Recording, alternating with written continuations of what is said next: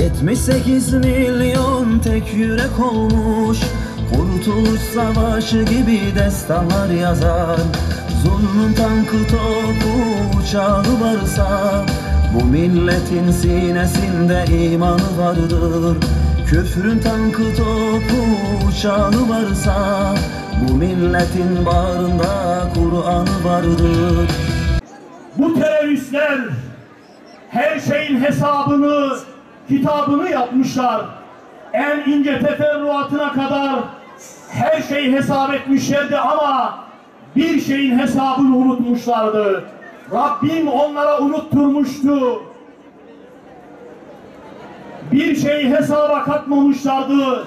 Milletimizin imanını, milletimizin inancını, mukaddesatını hesaba katmamışlardı.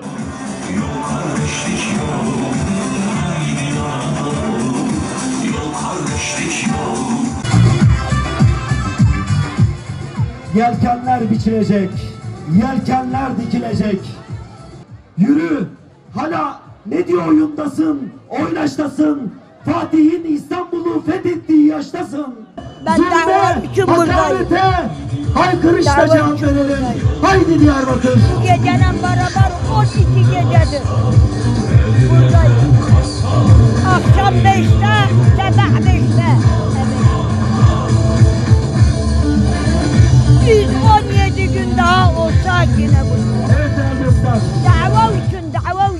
Birimiz, hepimiz birimiz. Değerli konuklarımız. Bu dava senin benim davam değil. Bu dava hepimizin davası. Allah'ın Peygamber Aleyhisselatü Vesselam'ın ismiyle bu meydanlara melekleri hep beraber devam ettirecek miyiz? Başkomutan. Gidin diyene kadar biz buradayız. Peygamber Aleyhisselatü Vesselam'ın ismiyle, biz gidelim. sahabelerin ismiyle hep beraber bu kutlu meydanı coşturmaya devam edelim. 7 tane düvele sesleniyorum. Aklarını başlarına toplasınlar. Şimdi de Semerkant Biz İlahi Çanakkale'de davet ediyoruz. şehit verdik. Birinci Cihan Harbi'nde, ikinci Cihan Harbi'nde, üçüncü Cihan Harbi'nde çok şehit verdik. Biz bıkmadık, tik durduk, ölene kadar da tik duracağız. Türk milleti boynunu hiçbir düvele eğmeyecek. Müslümanlar boynunu ancak Allah'a eğer. Hiçbir kimse boyun eğmez. Onlar kafalarından silsinler. Sayın Cumhurbaşkanı, tik dur seninle. Esselamu Aleyküm ve Rahmetullahu ve Şeriat tarikat yoldur varana, şeriat tarikat yoldur varana, hakikat marifet Allah içerim, hakikat marifet Allah içerim. Adım dergâh-ı rahmet ya Resulallah medet, dergâh rahmet dedi şevkat ya Habiballah medet, dergâh rahmet dedi şevkat ya Habiballah medet. Allah Allah Allah Rabbil alemin, la ilahe illallah Rabbil alemin. Valla demokrasi bizim derdimiz demokrasi değil. Bizim derdimiz Allah'ın Resulü'nün derdidir. Eminim buraya gelen insanların %90'ı da %99'u da Allah için buradadır. Demokrasiyle falan bizim bir işimiz yok. Allah'ın dini, Allah'ın kanunları, Allah'ın hakkı neyse biz onun yanındayız. Onun için buradayız biz. Hiç kimsenin şahsi ideolojisi için veya şahsi bir parti için burada birlikte olmadığımızı telkin ediyorum.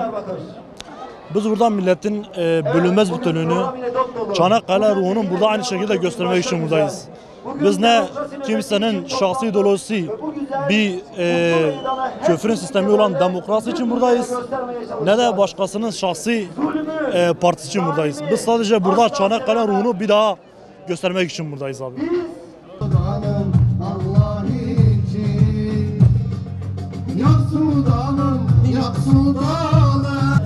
Biz Allah için, vatanımız için, memleketimiz için,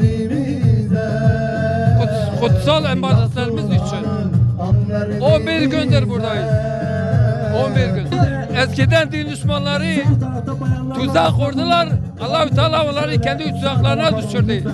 Bunlar da yaptıkları tuzakın kendileri kendi tuzaklarına düştü. İslam'la baş edilmez. İmanla baş edilmez. Bütün darbelere karşı olduğum için buradayım. Darbeler çünkü halkın iradesine karşı, halkın düşüncesine, inancına, fikrine karşı yapılmaktadır. Zora dayanmaktadır. Bu yüzden de demokrasiyi, insan haklarını, hak ve hukuku savunmak için buradayım. Vallahi biz de idaremize destek vermek için geldik. Allah için buradasınız. Tabii ki Allah içindir, yani bir para için gelmedik. Seccadenizle beraber gelmişsiniz. Evet, oturuyoruz. Ne zamana kadar buradasınız? Vallahi ne zamana kadar sürerse. Ve milli iradeye karşı yapılan bu darbeyi protesto etmek için dolayısıyla başkanımızın yanında yerimizi belirliyoruz ve bu yapılan bu çirkefliği lanetliyoruz. Durmadan yorulmadan yürüyelim aşk ile, müjde dolu bu yolda kutsal her çile.